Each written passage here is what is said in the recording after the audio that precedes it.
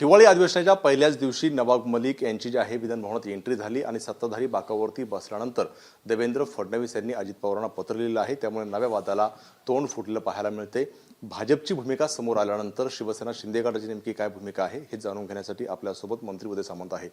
देवेंद्र फडणवीस यांनी पत्र लिहिलेलं आहे। शिवसेना शिंदे गटाची नेमकी भूमिका काय? पहिलं मी सांगतो की ह्याच्यामध्ये वादाचा काही प्रश्नच येत नाही, कारण नवाबभाई ज्यावेळी सत्ताधारी बाकांवर बसले त्याच्यानंतर ताबडतोब हे पत्र देवेंद्रजींनी लिहिलेलं आहे। आणि त्याच्यामध्ये कुठं 8 दिवसाची वेळ गेली, 10 दिवसाची गेली, 15 दिवसाची गेली, आंदोलनं झाली, त्याच्यानंतर हे निर्णय घेतले, तशातला भाग नाही। कारण काही लोकांनी पूर्वी आंदोलन करून देखील ते मंत्री असताना त्यांचा राजीनामा घेतलेला नव्हता, त्याच्यामुळे त्या विरोधकांना आमच्यावर बोलण्याचा अधिकार नाही। दुसरी महत्त्वाची गोष्ट की जी भूमिका देवेंद्रजींनी उपमुख्यमंत्री म्हणून मांडलेली आहे, ते गेली पूर्वी 5 वर्ष राज्याचे मुख्यमंत्री होते। सरकार स्थापन करण्यामध्ये त्यांचा देखील सिंहाचा वाटा आहे। आणि म्हणून जरी मी एकनाथ शिंदे साहेबांबरोबर चर्चा केली नसली तरी मी माझं मत या ठिकाणी सांगतो, आमची भूमिका सांगतो की जे मत देवेंद्रजींनी पत्राद्वारे मांडलेलं आहे तेच आमचं मत आहे आणि त्याचा विचार नक्की अजितदादा करतील याची मला पूर्ण खात्री आहे। पण कुठेतरी हे ठरलं असेल ना की नवाब मलिक आल्यानंतर कुठं बसणार, कुठल्या जागेवर बसणार, हे सगळं अजित पवारांनी पूर्वकल्पना दिली असेल ना तुम्हाला? मला असं वाटतं की दोन्ही प्रसंगाचा मी साक्षीदार आहे, कारण काल रात्री 12च्या फ्लाईटनं मी आलो, कारण ते लेट झालेलं फ्लाईट होतं, त्याच्यामध्ये नवाबभाई होते। 2-2:30 वाजता जवळजवळ आम्ही 1:30-2 वाजता नागपूरमध्ये पोचलो। आणि त्याच्यानंतर अजितदादांची एंट्री ज्यावेळी विधानभवनामध्ये झाली त्यावेळी मी तिथं होतो। त्यावेळी देखील तुमच्या सगळ्या पत्रकार बांधवांनी भगिनींनी त्यांना प्रश्न विचारला की या बाबतीत, त्यावेळी त्यांनी स्पष्ट सांगितलं की त्यांच्या मनात काय आहे मी सांगू शकत नाही। आणि त्यांच्या मनातलं त्यांनी तिथं दाखवल्यानंतर ताबडतोब देवेंद्रजींनी भूमिका मांडली ना। त्याच्यामुळे अजितदादांनी हे कुठं ठरवून केलं आहे किंवा मी त्यांची बाजू घेतो याच्यातला भाग नाही, ठरवून केलं असं मला वाटत नाही। परंतु देवेंद्रजींनी जी भूमिका मांडलेली आहे हे अजितदादा स्वीकारतील याची मला पूर्ण खात्री आहे। प्रश्न असा निर्माण होतो, आज आल्यामुळे एंट्री त्यांची झाली, वाद झाला, पण याच्या आधी सुद्धा त्यांच्या बॅनरवरती जे आहे ते नवाब मलिकांचा फोटो होता, महायुती आहे, त्यावेळी कोणी ऑब्जेक्शन घेऊ शकलं नाही यावरती? तर ज्यावेळी पुराव्यानिशी समोर येतं त्याचवेळी त्याची उत्तरं दिली जातात। आज पुराव्यानिशी ते समोर आल्यामुळे, ते सत्ताधारी बाकावर बसल्यामुळं हे देवेंद्रजींनी पत्र दिलं असावं। पण याच्या आधी मी तुमच्यासोबत असलेले अनेक मंत्री जे आहेत त्यामध्ये हसन मुश्रीफ असतील किंवा अगदी राठोड असतील, यांच्यावरती सुद्धा असे आरोप झालेले होते, ते सुद्धा तुमच्या मांडीला मांडीला बसलेले आहेत, तर नवाब मलिक का नको आहेत?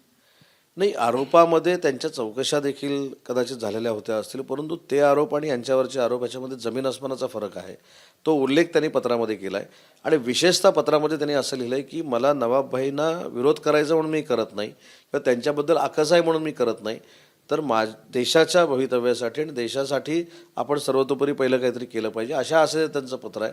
आणि म्हणून मला असं वाटतं की कुठंतरी विरोधकांनी ह्याचं भांडवल करू नये, कारण ज्या लोकांनी यांचाच मंत्रिपदाचा राजीनामा त्यावेळी आरोप होऊन घेतला नाही त्यांना याविषयी बोलण्याचा काहीही अधिकार असू शकत नाही।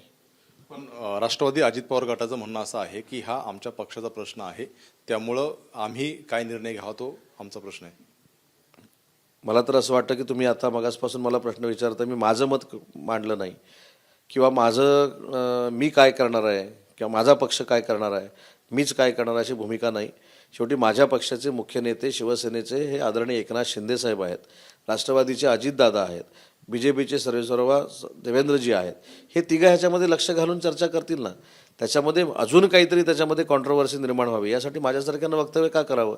तर माझी सगळ्याच महायुतीतल्या सगळ्या नेतेमंडळींना विनंती आहे की आपले तिन्ही नेते हे अतिशय सक्षम आहेत, निर्णय घेणारे आहेत, त्याच्यामुळे आपला सल्ला देण्यापेक्षा ते निर्णय घेतील हे माझं मत आहे। विजय वडेट्टीवार असतील की विरोधकांचं म्हणणं आहे की सोबत तर हवे आहेत मात्र अंगाला लावून घ्यायचं नाही, त्यामुळे ते कुठेतरी झटकण्याचा प्रयत्न सुरू आहे। स्वतः विजय वडेट्टीवार साहेब देखील त्यांच्यासोबत काम करत होते, त्यांनी देखील मागच्या सरकारमध्ये त्यांचं समर्थन केलेलं होतं, परंतु त्यांचा आज रोल बदलला आहे, ते विधानसभेचे अध्यक्ष झालेत, त्याच्या पद्धतीने ते भूमिका मांडतात। दुसरं असं आहे, जर नवाब मलिक उद्या त्याच जागेवरती बसताना पाहायला मिळाले तर मग तुमची भूमिका काय असणार? आधी उद्या म्हणजे आज संध्याकाळ झालेली, रात्र झालेली आहे, उद्या ज्यावेळी प्रसंग घडेल त्यावेळी ठरवू ना काय करायचं। तुमचा विरोध कायम आहे? नाही, उद्याचा निर्णय उद्या घेऊ। आजचा प्रसंग जो घडलेला आहे त्याच्या पद्धतीनं पत्र लिहिलेलं आहे, त्याच्यावर पडसाद काय उमटतात ते बघून उद्याचा निर्णय उद्या घेतील ना। मी तेच सांगितलं की आम्ही सगळ्यांनी ह्याच्यावर चर्चा करण्यापेक्षा मुख्यमंत्री, दोन्ही उपमुख्यमंत्री करतील आणि त्याच्यावर सकारात्मक निर्णय घेतील। तुमची भूमिका जी आहे की भाजपला किंवा देवेंद्र फडणवीसांच्या भूमिकेला तुमचा पाठिंबा आहे, तर हीच भूमिका तुम्ही एकनाथ शिंदेना सांगणार आहात का, किंवा उद्या जर ते सोबत असतील तर तुमचा विरोध राहणार आहे का?